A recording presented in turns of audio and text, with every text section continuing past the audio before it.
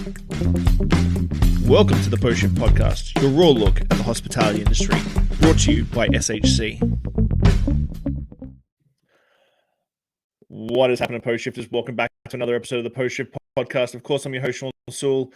As always, I'm always excited about these live streams and interviews and stuff, and I was lucky enough to meet Hugo from Bar Pompette in Toronto in March, I think, at the RC show in Toronto, and it's the very first time we ever met, and for some reason, we just clicked, and I don't know what it was or how it was, but we just had a great time at the RC show, and then being able to take a walk through Pompette, have cocktails at Pompette.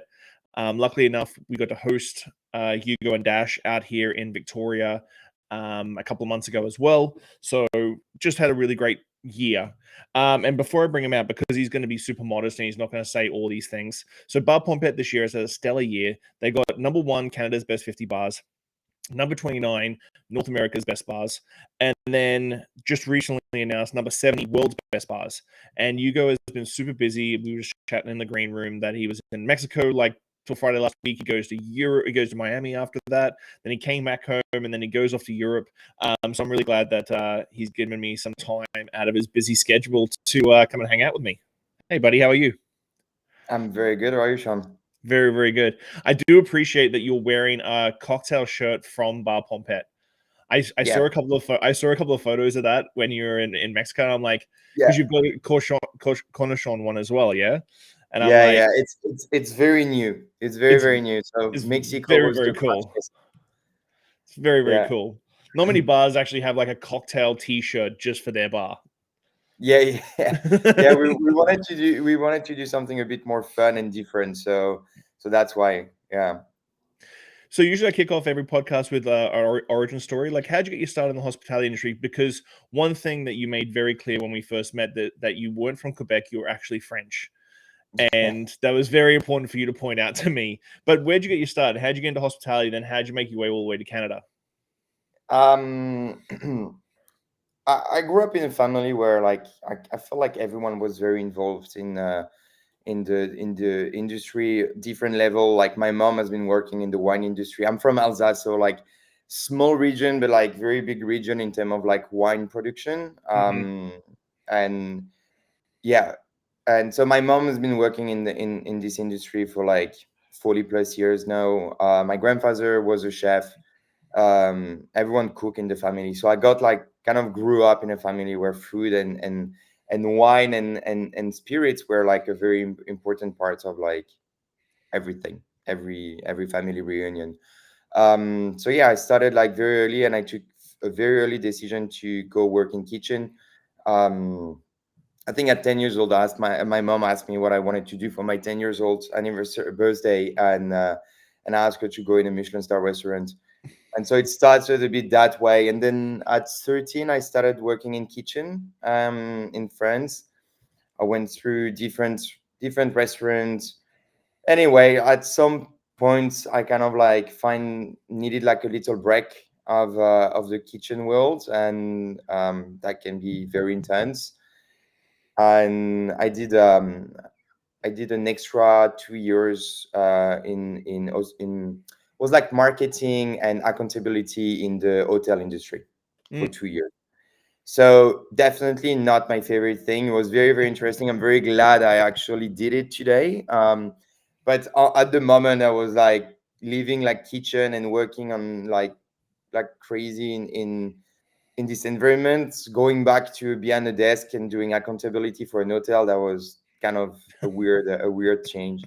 But the bar of this hotel, kind of like no one was working there. There was no bartender. It was only like the people from the front desk that were doing the drink or whatever.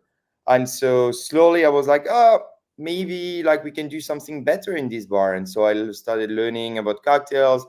I started with a mojito and then a margarita and then a daiquiri. And then slowly I was like, well, wait a second. There's something I can maybe use my skills that I learned in kitchen for these years and do something different beyond the bar. And so that's why like slowly I built up and I discovered the world of cocktails. And I was like, yeah, that sounds actually more like what I'm looking for now.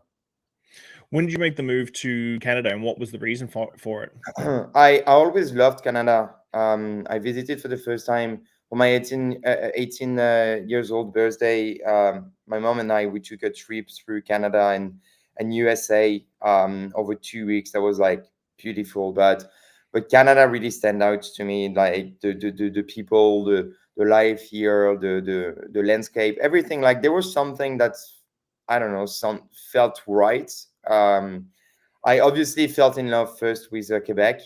I really, really fell in love with that Hmm. because there was this kind of like mix of a culture that I know that I'm coming from, mixed with a culture that I'm discovering now, the North Mm. American culture, and there was like this clash that was working so perfectly in some ways, especially I feel like in Montreal.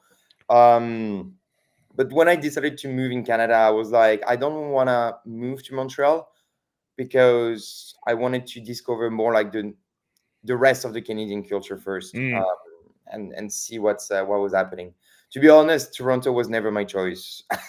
Oh, Now, Vancouver was my first choice, um, and then I moved to Vancouver. Then I went to work in Alberta for a little bit during the winter season, and well, the why idea would you was do like that? after, huh? Why would you do that?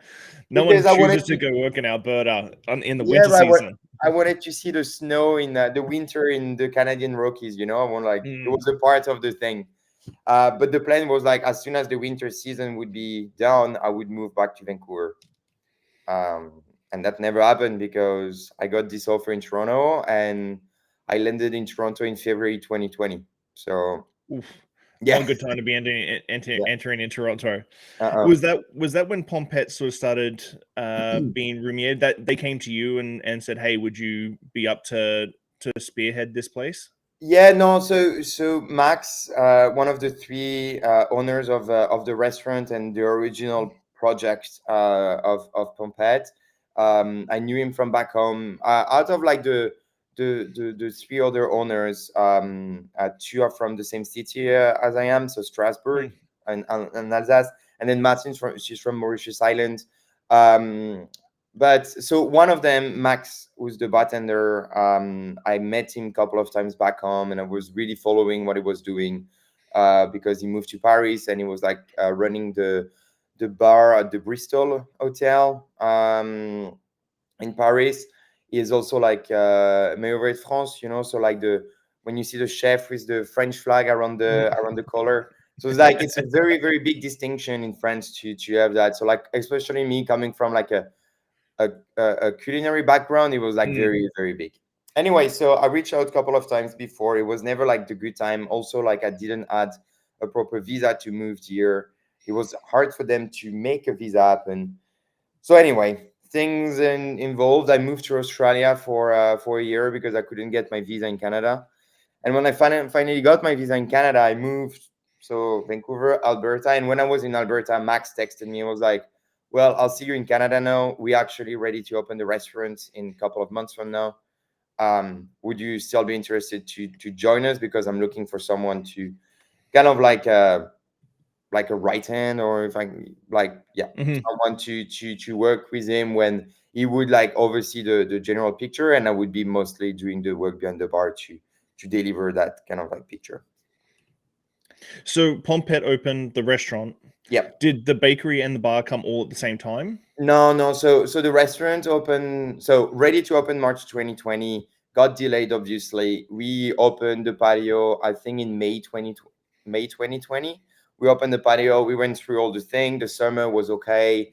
Obviously mostly outside. And then like then we went through another lockdown that kind of like make everything a bit weird. And end of December, this place 5 doors down the restaurant is available. Beautiful, super cute little bar, no kitchen whatsoever, so no one wants it in a period of time where all the money that you make is with food to go. Mm. Like a Mm. place that has no kitchen, no one was like very attracted by it, which makes sense anyway. But we were in this like thing where like we have the kitchen and the restaurant. The restaurant was supposed to be on the paper, obviously, more wine bar, cocktail bar with a food offer. once the restaurant opened and everything, like the way the world was going, the way the city was going, everything, the restaurant turned into a restaurant proper. Hmm. The wine offer and the food took over a bit more. So that's why like we visited it, and then Jonathan Martin Max sat down with me and be like, okay, the restaurant's going this direction. There's this place 5 doors down. That looks like a very cool place to make a proper cocktail bar. Would you be interested to kind of like join us into a partnership and take over the management of the bar, of the cocktail bar? So that was the idea, and this is how Bar Pompette was born. In the middle of a lockdown, end of December. Um, yeah, we were like, okay, let's do it. Did you have to do much to do with the space? Like when it came to like renovations and stuff, did you have to do much to the space? No, like honestly, obviously there was a bit of work, but no, like compared to your other project, no, it was like very, very little. Like the spot on its own, like there was like a cachet already in the space. Like it was like Mm. already quite cute, and like Hmm. the brick wall, the facade, the wooden facade, like everything like kind of like already makes sense in that space. And it's very funny when like people come in and say, "You make it look so French." I'm like, we haven't done anything to make it look like it It's just was me. all. I'm here. I make Yeah, it look French. exactly. It's me. Exactly. It's my accent that makes it Yeah. look. But yeah, no, no, it's like It is a very it- pretty space. mhm. It's a very pretty It's a space. super cute space, and, Yeah. and I can say it that way because, as I say, we haven't done much to make it cute that way. You know, it's Mm. obviously we did like a little tweaking inside, but like the most of the job was already done by the venue on its own. So yeah, that was perfect. That was Mm. perfect. I call your cocktail menu comfortably elevated because when you and I met at your bar, I think Karina from Mictus was taking us around during the RC show, and Hmm. you and I sat together, and all the cocktails came out, and we like you described every single cocktail, but every cocktail didn't feel, I'm gonna say it, douchey. Yeah. Like you're doing very elevated, high concept things, but in such a approachable, comfortable way. For your experience personally, like you've really jammed a lot into a short amount of time as a bartender. Like I'm seriously impressed, and it's very much how I took my start of my career. You've got a lot of high end equipment, your rotovap and that sort of thing, centrifuges and stuff like that. Where did you learn? Was that during the pandemic, or did you have experience with that sort of equipment like beforehand when you were in Australia, or was it all something brand new? No, it was all brand new. It was completely brand new. I mean, like we have a beautiful thing today, that is internet and YouTube and many websites, and it's crazy the amount of thing that even 10 years ago you needed to go work with the Oh, specific person to learn how to use this specific technique, and today you just have to Google it and boom, you have it. So it doesn't mean that you know exactly how to do it yet, but someone gave you the kind of like, the general idea of like, what do you take at the beginning, what is your end result is supposed to look hmm, like, general idea of like how it works in the middle, and then it's a lot of practicing, doing some stuff, throwing them away or drinking them solo, like, but like, yeah. and it's just like it's a constant like trial of things. Yeah, it was very important for us to. There was two things. Like this bar was always a neighborhood spot. Hmm. And we wanted to keep this kind of like feeling, and also I always wanted something to be a bar is somewhere that you enter, no matter if we serve cocktail or beer or wine or whatever we serve. It's an environment first. It's like you want to feel great, you want to be able to, feel free to talk to your friend, and like everyone feels good. So that was like the first thing. And most of the place, when someone has to explain too much about the cocktail that you're drinking, I have a feeling that you're losing this kind of like Mm. good mood, and like, interaction. So we didn't want it to have this kind of approach, between the bartender and the customer. But at the same time, I always wanted like I love to play around with these tools. I love to play around with flavors and find new way of like extracting them or putting them, in a glass. So yeah, there's the part when we work hard and we are maybe sometimes a bit douchey, but only between us in the team, you know. And as soon as we deliver it to the customers, it's a completely different story that we want to tell. It's we don't want to tell the story of our rotovap anymore. We want to tell the story Mhm, about where the product are from, who distill the spirit, who grow the ingredients that are inside the cocktail, or just like, if you don't want to hear anything, have your drink and just have a good mhm. time, you know? And yeah. That's a great segue because even though you're working on this sort of elevated level, you're still very grassroots in the way that you collab so much with local farmers and stuff, which I don't think people in from outside Toronto would go, okay, well, you're driving an hour and a half to the closest farmer because Toronto is so massive. But Yeah. you collab with so many farmers. How did that sort of kick off and start? Because I think sometimes farm to table is a nice romantic word to talk about in the kitchen, but it doesn't get talked that sort of way in the bar. Yeah, no, it's no, for sure. I mean, it's very important. It started like by, I feel like obviously my culinary background behind like kind of like gave me this idea already. And then it's Martin, the chef of the restaurant and partner on the bar. She started working closely with a couple of great farmers around, and when I arrived, I kind of like started like discovering these people, going to see the farms, all of this, and then it was like perfect. So now at the bar, I can do the same. Like the restaurant use them as partner for the food at the restaurant. I can do the same. We can probably replicate the same at the bar and start like developing a relationship in between not just one of our business, but the two of the business. You know, like the restaurant and the bar. Um, so yeah, that's basically how it started. And then I find something very interesting in terms of creativity by adding a third part into your creative process. That means that I don't decide maybe what ingredients I want to put on the menu next month, but these people that grow them will call me and tell me about these specific ingredients that they have at the moment. And all of a sudden, I'm like, oh, yeah, okay, perfect. I would love to do something with that. But like, I would never have imagined working this product. But it's Mm. just by like chatting with those people, like, it's impressive. Like, they are the base of the foods and the ingredients that we deliver every day after transforming and everything. But like, they know so much and they have so much to teach us. And I love talking to them because they're a great source of inspiration on many of the drinks that we deliver at the bar. What's an ingredient that someone's called you and then, hey, Hugo, I've got X amount of all of this, and Yeah, you're yeah, like, I have no idea what to do with that, but I'll take it. yeah. It started. I have one. It started a bit differently. But I love the story. It's last year. Last year we did.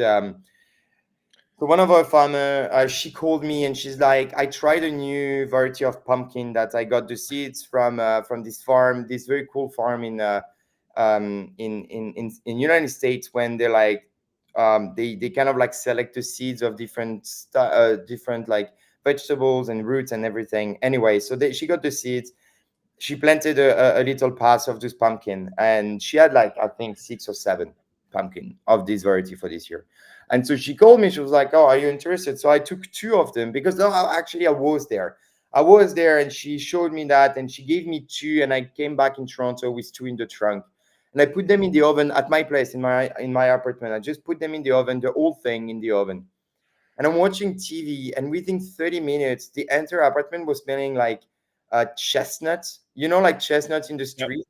Yep. And where I'm from, Strasbourg, we have like this very massive Christmas market. And there's one thing is like there's everyone roasting chestnut on the street during the Christmas market. And I was on my couch and was like, I feel like in the street of Strasbourg right now. What is happening? The smell was insane because most of the pumpkin smell like chestnut, but that was like a different story. That was crazy.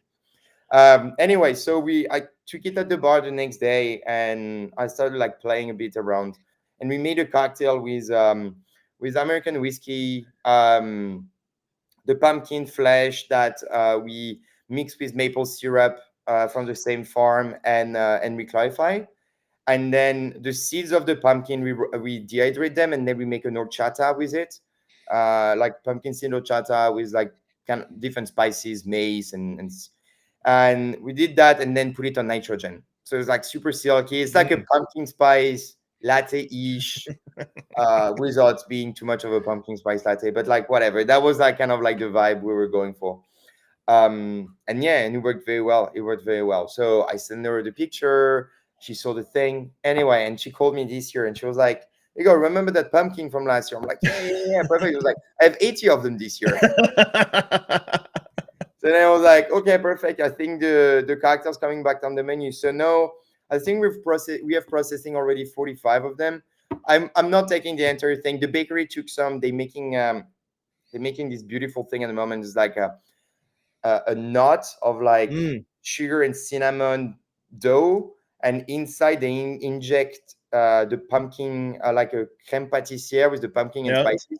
Yeah, it's quite sick. Yeah, yeah. With all these with all these local ingredients, like I know that you're sort of always constantly processing, and that processing could be on a menu like 2 menus from now. Like you're always Yeah, like you never say no to a producer. You get stuff in, you go, okay, what we're going to do with this, you turn it into 3 or 4 different things, and then you sort of like not shelve it, but like you go, okay, well, we've got that for something we're going to do later on. yeah, yeah. It happens sometimes. Sometimes we need to be careful because we don't have like room enough, and we don't want to waste, at the same time. So it's kind of like a tricky thing to be able to manage all the time, but I really love like to be able like to go different way, and to come back to the tools that we were talking earlier. They helped us a lot to be able to preserve. Like if we do a juice and we clarify it completely through the Mm, centrifuge, this juice will like last way longer than if we had the juice, because we remove a lot of those particles that would mhm, like start the fermentation and different things. So it allows us to actually keep the juice, even like if we make a syrup out of it and keep it in the fridge, well stored. We can keep it for weeks, mhm, with no issue. Um, but we need to be careful. We need to be careful. But no, we kind of have find our way of working. We're working with one ingredient at the time on top of the rest of our prep list. And we just like going through this process slowly, slowly. Yeah, that's it's kind of like necessary to go that way, just to minimum the waste, and mhm. make sure that like it's not only a good thing to collect the ingredients from a farmer, it's also important to be able to process them properly to minimum the waste, and delivering at the best. And your space is small. Like you took me for you took me for a tour, and I was just like, this is well. Firstly, it's too small for me because it's only Yeah. like 6 foot tall, Yes. and then I'm a Yeah. relatively substantial human being. So even being in the space, I felt like I was going to turn around and knock something off a shelf. But you Yeah. cut Yeah. ice. You got your rotovap down there. You got your centrifuge. You cut ice down there, and Yeah. I love your ice program because you and I both geek out about ice. Mm-hmm. Like it's a big thing for Clive's, is a big thing for you. And you even have different specs. Like we keep our specs pretty similar, but you cut ice specifically for individual cocktails because I saw your sheet. Yeah. Especially like how many times do I break a blade? Because that happens way more often than you'd think it would. People are like, how are you breaking blades on the bandsaw? I'm like, it's cold, it's running hot, Yeah. cold and hot things snap. Yeah. Yeah. Um, but like with your ice program, because you specify it for each glass too, don't you? Like so that the wash line's nice, the garnish stays So out of it. yeah, exactly. But that's the one of the beautiful thing about having the ice program in house. It's if we decide of a cocktail to go in a certain glassware with a certain garnish, very often like your ice, because you always like you can only buy the 2 by 2, 2 inches by 2 inches cube. Mm, Like it's tricky, sometimes the cocktail is too big, or it's too small, or it's the garnish doesn't go on top, or the cocktail will overflow the garnish that is on top of the ice, like all this kind of little thing. So it gave us like this kind of freedom of being, okay, we want this cocktail in this glassware with this garnish, or should be our ice cube, and then we mm. check, okay, perfect, ice cube should be like this, beautiful, write down the specs, and then we know that. And then like every week we know how many of this cocktail in average we sell, Hmm. we do an extra 20% on it, and we cut this number of cube, and we have them stored behind the bar, and like we have the thing for the cocktail. Yeah, so there's a freedom in there that is like, I really love that. I really love that. Hmm. No, I dig it a lot. Like, like we just sell so much ice, like it's just insane. So with with the accolades this year, I get sometimes I was talking to Kate Gerwin the other week about it, and I think, and we actually did the seminar at the RC show about Canada on the world stage, and Hmm. I kind of made a joke because you're substantially younger than I am, and we were talking about Clive's getting on Tails list back in 2011, 2012, and I was like, you were 14 years old. Like, it really showed my age for sure. And I get that we don't do things for awards. Like, we're not. I don't think either of us are in it for awards. Awards are nice accolades. And every time an awards thing comes out, you hear the usual naysayers going, "Well, we don't need them," this sort of stuff. But do you think, as in a Canadian market, which we are still a small market in the grand scheme of the world, do you think awards like that really bring notoriety and some spotlight on not just Toronto but Canada as a whole? Yeah, definitely, definitely. I really think so. It's two different thing, you know, between um between what does to your daily customers and to your Hmm. business inside the four walls of the business. Yeah, for sure. Like awards will like bring a little bit of people a bit more, but it's what you deliver on a daily basis with your team directly to your customer that really affects this part of the business. Hmm.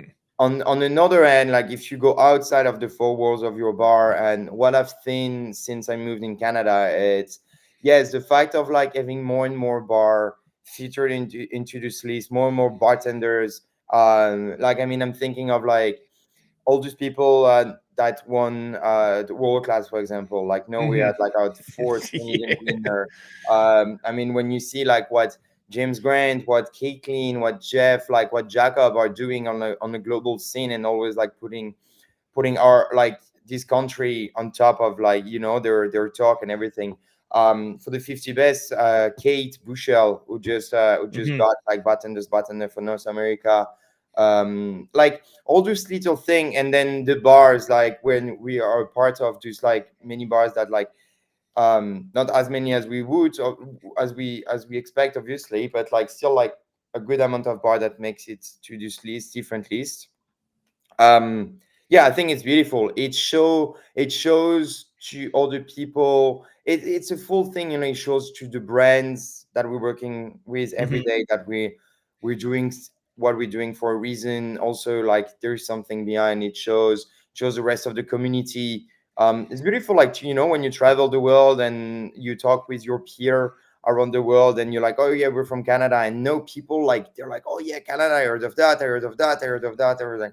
You know, it's like, it's cool, it's really really nice, it's really nice to see that. And I think that this list in general, I wouldn't say like talk to awards specifically, but like the list in general, and the visibility that they can give to a country in a more international scale, like it's very cool. Yeah, because I think sometimes, like, most of us know each other very well. We all support each other very well, but Mhm. you I think sometimes as Canadians, and I know we're both not Canadian, but as Canadians, we don't get on the hilltop and scream out like, "Hey, look at what we're doing up here! Like, Yeah, come and check it out." yeah. And we're a little bit more modest, and a little bit more subdued in the way of like plugging our own, like blowing our own horns, I suppose. Oh, for sure, for sure.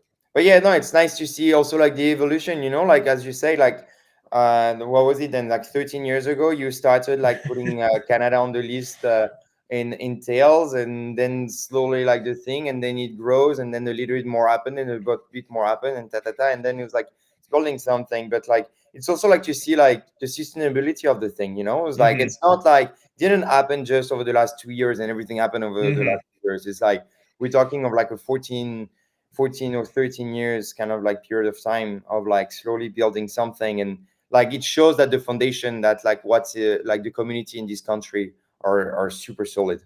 Mm.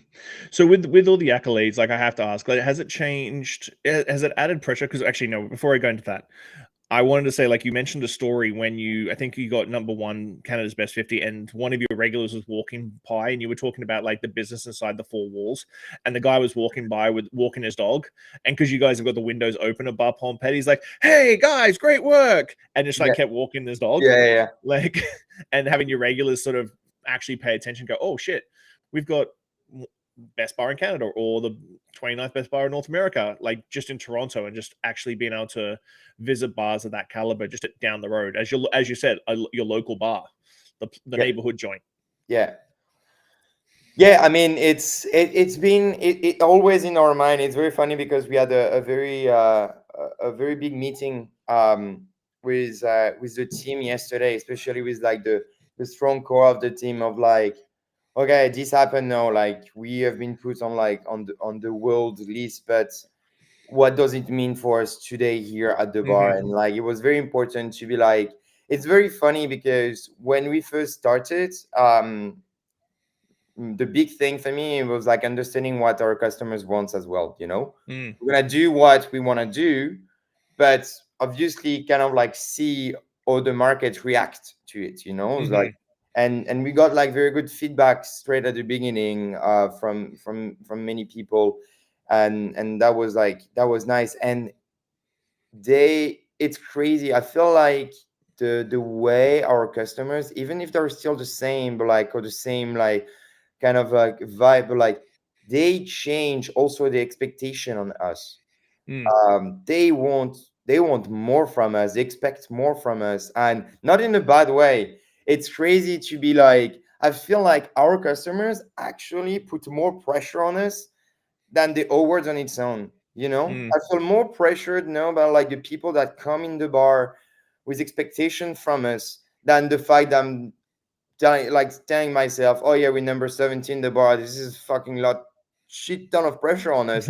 Like actually no, like those customers like last Friday when I was working, when I came back from from the trip I was working, I was like, they freak me out. Like they want a lot. Like they expect a lot from us. Mm-hmm.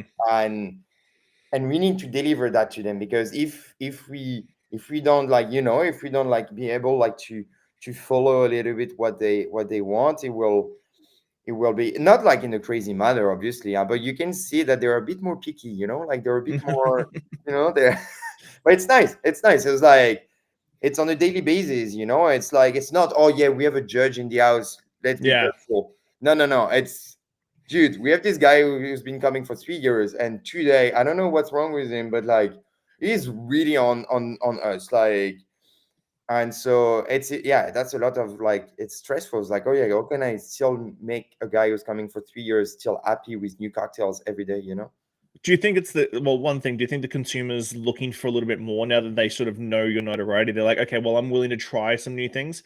But also, do you think there's a certain level of guest pride that their local neighborhood joint is like XYZ on the order, and they're like, well, I want to, not in a selfish way, like, I want to make sure that you guys are still like not going to rest on your laurels. Like, I'm proud of my neighborhood joint and telling people that I go, like, my local place is Bar Pompette.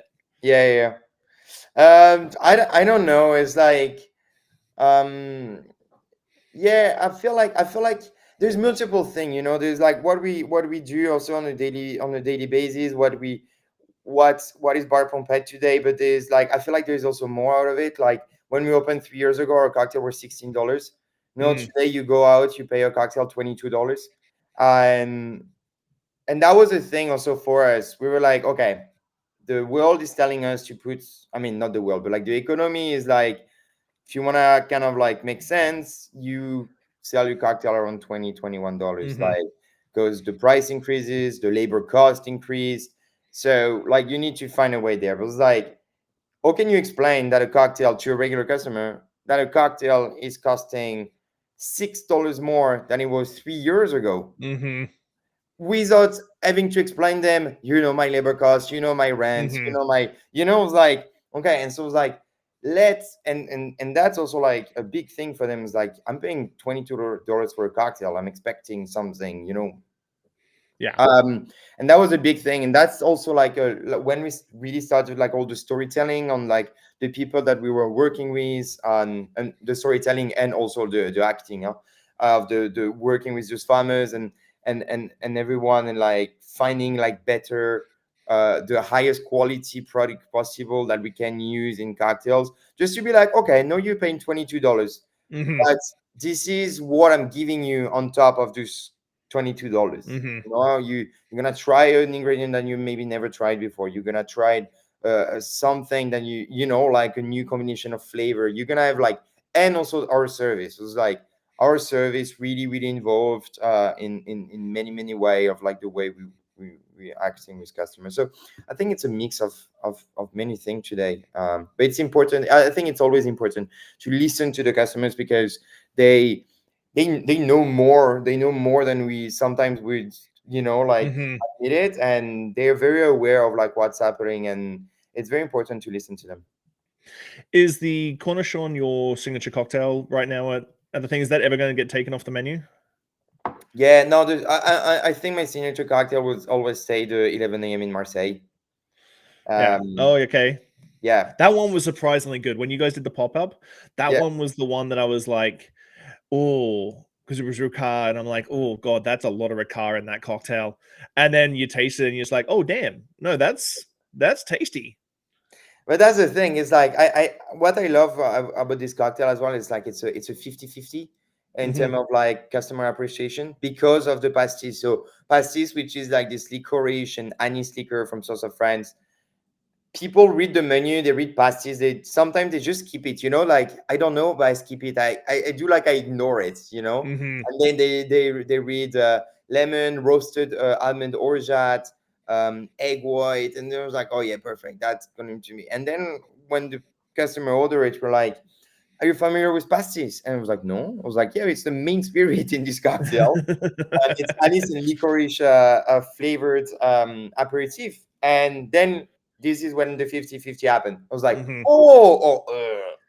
Yeah. you know, It's and not they're like just like, a okay, spritz. It's just not a spritz like most like anisettes and absinthe and those no, sort of no, things are no, no, usually no, just it's a not. spritz. It's a substantial ingredient. It is in there. So we infuse it with beeswax that kind of like round up a little bit the flavor, but still is very much there. But that's why like, and then the other is like, if you love anise and licorice, you should definitely go for it. If you Hmm. hate those flavors, you should stay far away from it.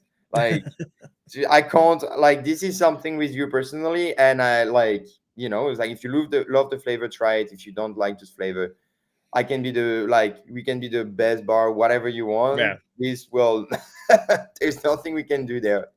Is there 11 a.m. in Marseille shirt? Is it what? Sorry.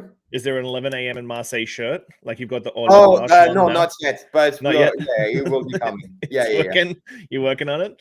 yeah, yeah, On a personal level, obviously, when you start getting these awards, your travel schedule changes. Like as you said, you did Mexico with Patron, then you did pop up in Miami, then you came home, and now you're off to Europe with Grand Marnier. And that's for World's Best 50 in Madrid. Yeah. yeah. How has it changed for you on a level balancing out that still being home enough to work with your team and still have a foot in the door Yeah. to saying yes to like because you're not going to say no to these experiences and saying yes to as much as you can and like balancing that all out because you've also got a partner, so it's like home life, work life, travel, everything, and I'm in the same boat, so I know exactly how it works. Yeah, yeah. How do you deal with that? It's yes, we say no sometimes. We have to say no sometimes. That's for sure. Um, it's on the bar perspective. Whenever we started like really traveling, we made sure that everything was like I had the chance to today I have like an amazing team that's working on the bar uh, on a more daily basis than I am now, and they're wonderful, and I trust them like 100% on what they're doing. I'm always overstaying. I'm always there. I'm always available. They can always call me. They Hmm. know that like whenever I travel, whenever I go, my phone is always with me. I'm always available. Like if anything happen, if they need anything, like I'm always there. But also, yeah. So it was very important to be like, know that we're starting playing the image of the bar outside of the those four walls again. Not over there. It's like it was very important that what's happened outside do not impact what's happened inside. Hmm. So the I didn't want the bar to be impacted by the fact of like us me being less there, or like or there in a different way. Hmm. So yeah, that was like the first very important thing. And then yeah, I mean, it's starring. I'm still like, I feel like if I don't do it now, it's not in like 10 years that I will be doing Hmm. it. I'm my girlfriend and I, we like both like very work addict, both of us. We don't have kids, we don't have, so it's fine. We still like, and we understand each other the way we work, and like we Hmm. we very focused on this part today. We know that, like, yeah, if we don't do it now, yeah, we won't do it in like 5 6 years when you have kids at home and everything. So Well, you, it's you kind of like, can. I did. yeah, you can. Okay, perfect.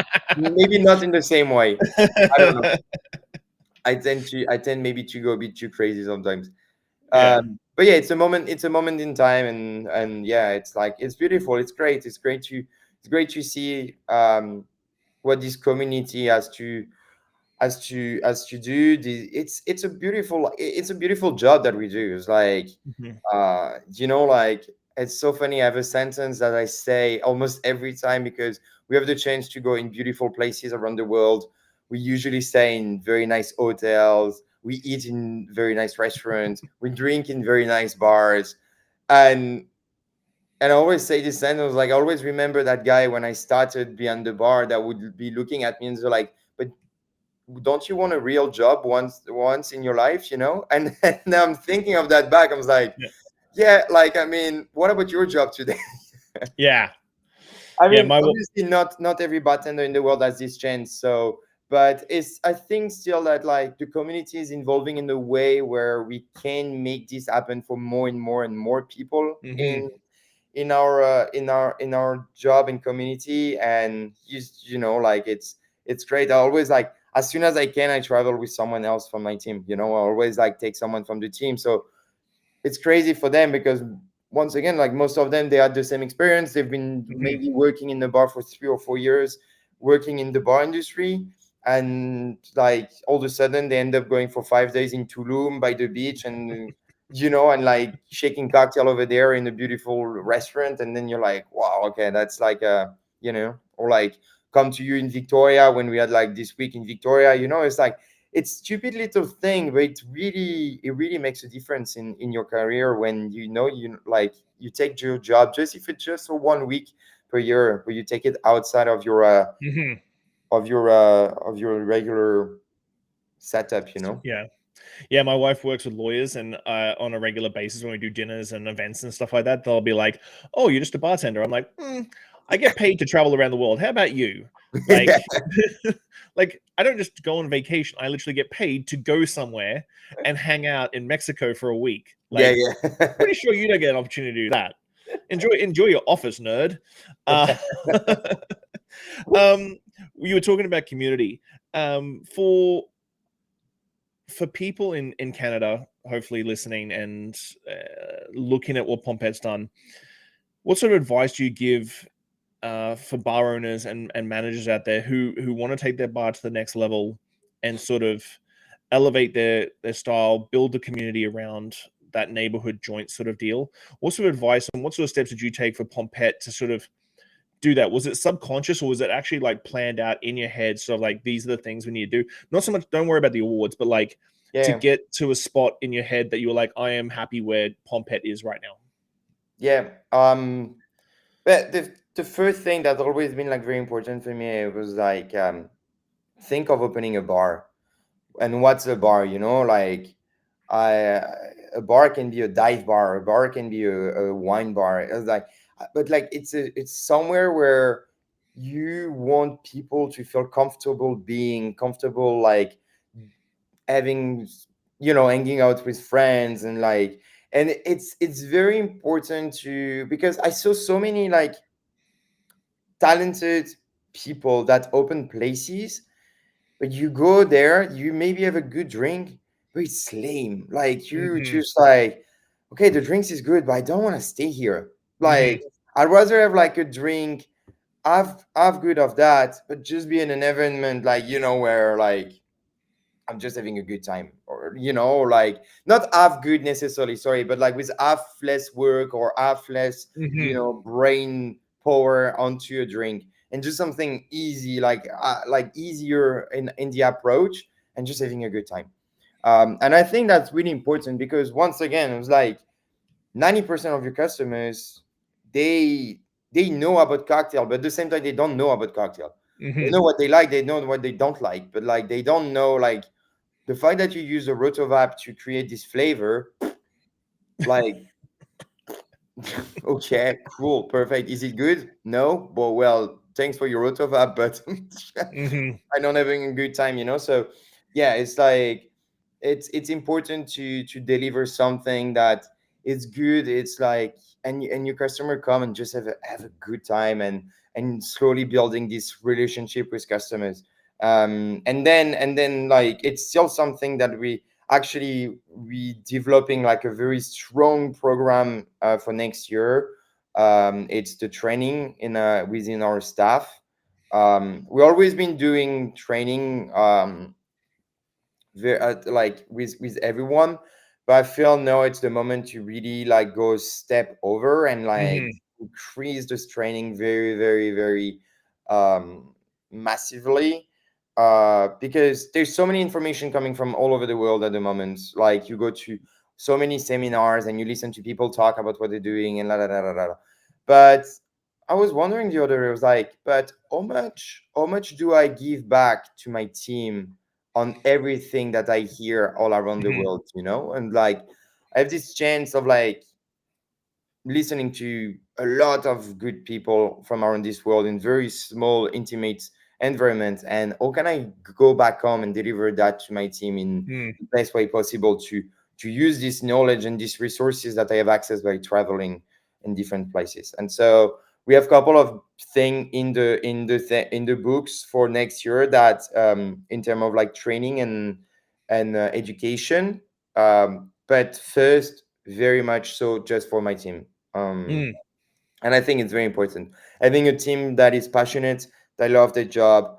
Um, I always say, I treat my team the same way I want my team to treat my customers. Hmm. It's like it's very important today to, like, too many times I went to work without smiling when I was working in kitchen in one restaurant specifically. Um, it was hard, and I was so upset at the chef because I was like, how can someone take away the passion that I built since I'm 5 years old? I decided that I wanted to work in the Hmm. kitchen, and one person, by making this work in the kitchen such a bad thing for me, can take away the passion out of me. And I was like, Hmm. this is terrible. Or like the power of one person to take away so much something so big for myself. And so it's very important that when I see passionate people like coming and willing to work, I was like, how can we do the best thing out of them by they keep their passion, but they keep learning every day and they keep not making mistakes and they learn from each mistake that they're doing and slowly building this thing. And yeah, it's very important. Your team is very important. It's the most 100%. important. We took the next step at the bar when I had the team that I was looking at, and I was like, wow, like those guys, like, yeah.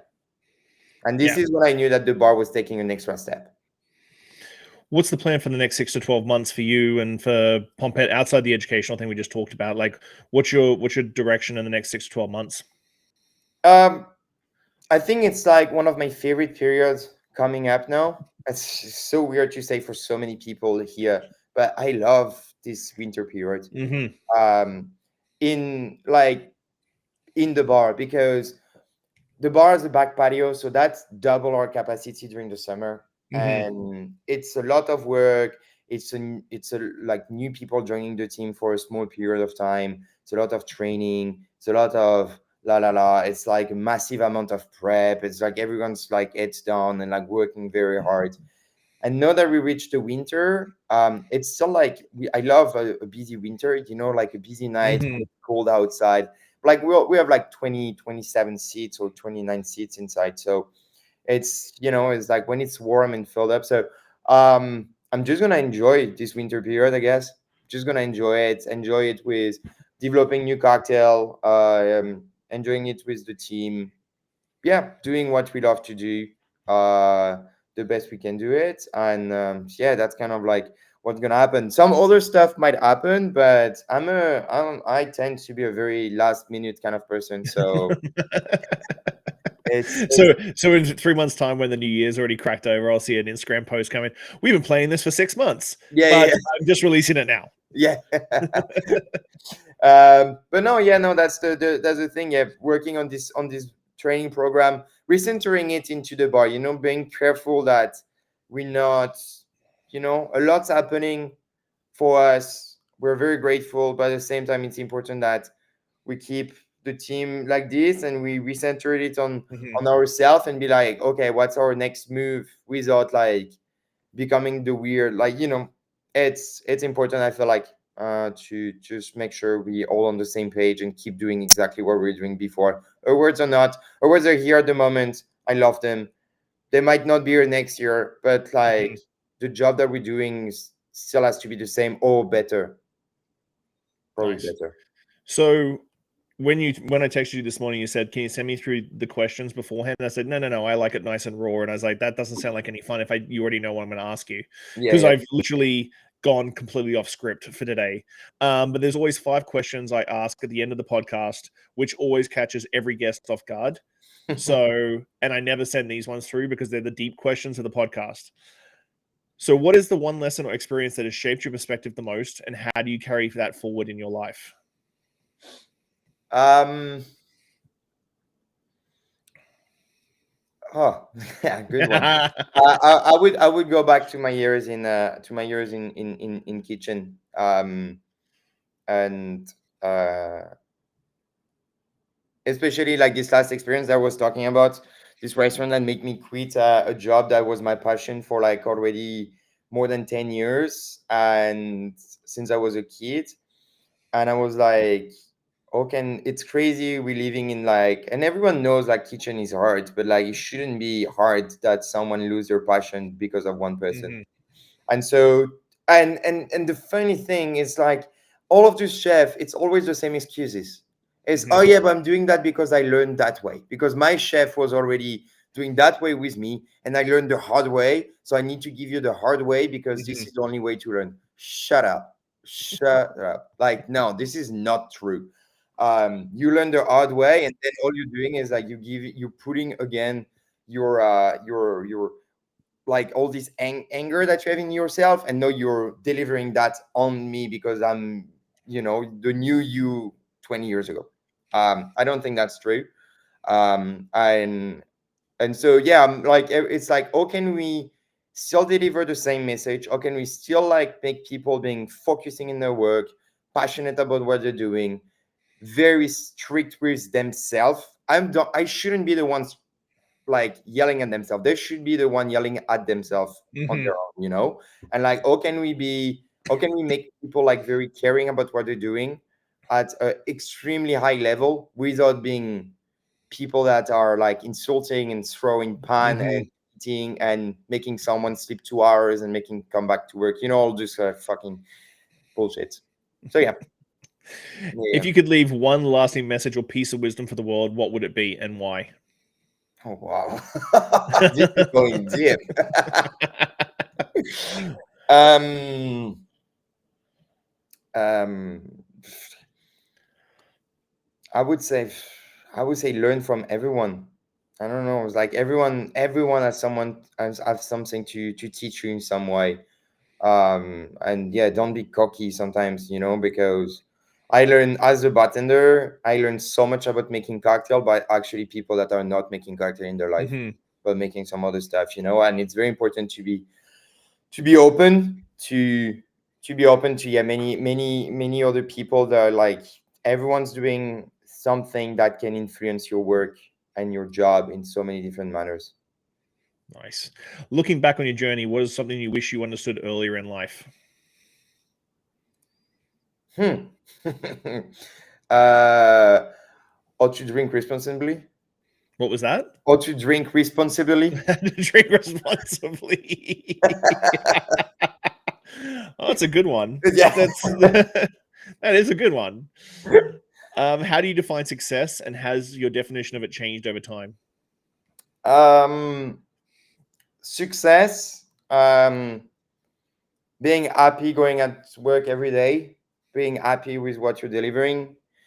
In my case, also having a happy team. If someone in my team is not happy, I can't, like if I feel like there's an issue, it's hard for me like to.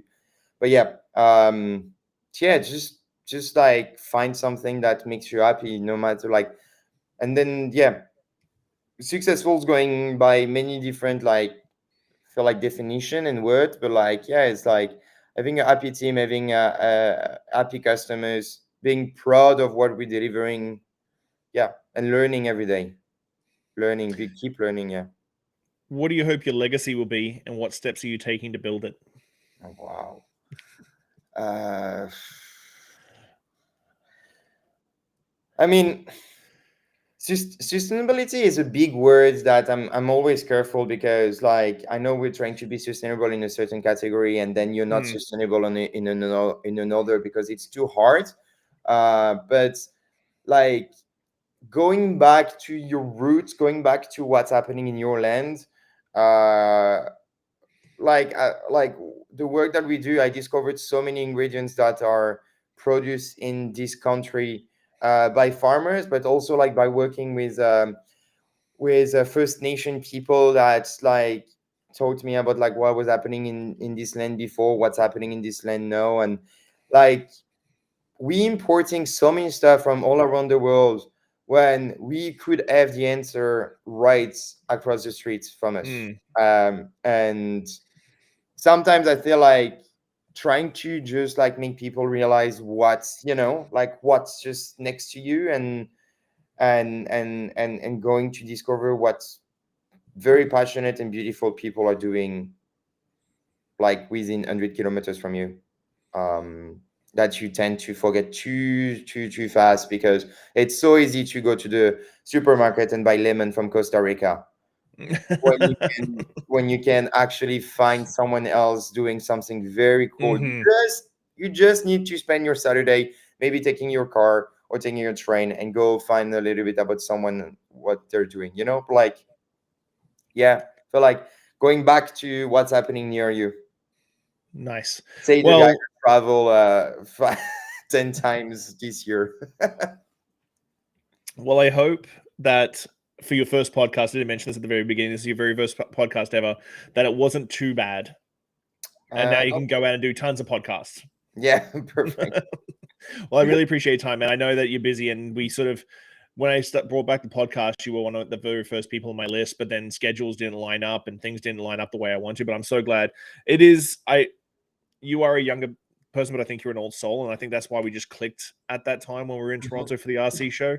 And then obviously we just geeked out and nerded out on all the exact same things that we both geek out and nerd out about. So Yeah, I yeah, yeah. appreciate your time, and I'm so glad that I got a chance to sit down with you, buddy. No, thank you for your time. It was yeah, I had a good time. Thanks, Sean. I hope to see you soon.